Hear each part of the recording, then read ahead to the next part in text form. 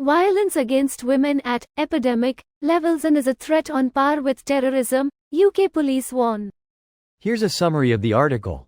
Britain's police chiefs say that violence against women and girls has reached epidemic levels, and police are treating it as a threat on the same scale as terrorism.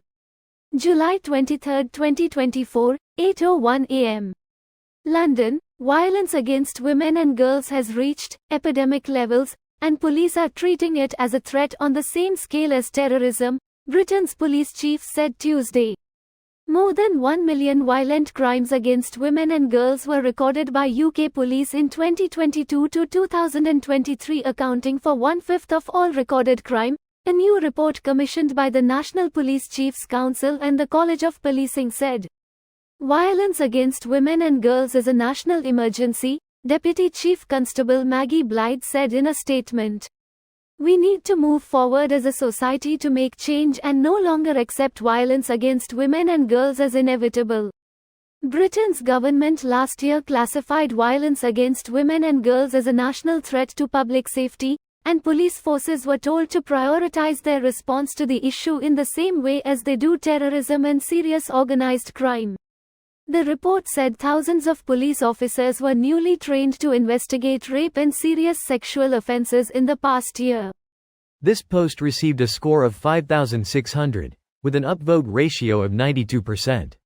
Here are the top comments in response to this article. A possible link between violence against women and terrorism? No, I'm sure ultra-conservative religious terrorists treat women really well. It is known. I'm confused. Terrorism is a very uncommon thing in the UK and nowhere near on the level of domestic violence against women. I am pretty sure that this is the longest lasting pandemic in our society and not some new epidemic.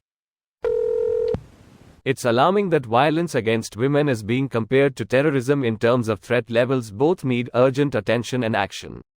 Violence against women has always been more of a threat than terrorism.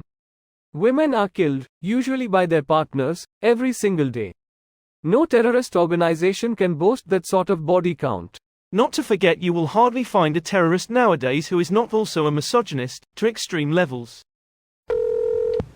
Well, their team better start winning some games. You joke, but that's what the wives hope for. DV also increases when their team wins. Maybe because they celebrate by getting drunk, I'm not sure. Does DV also increase when games are postponed, cancelled? Something where they can show off their skill set, fight others and find glory. We all know what happens to women during wartime. Now, supporters live vicariously through their fav warriors and experience the same surge in testosterone, sense of elation, and we'd be better off if those supporters were put through some physically intense activity to chan NRL and burn off all that elation and frustration in a controlled manner, before heading home. Maybe the police should do something about it then. What are they going to do?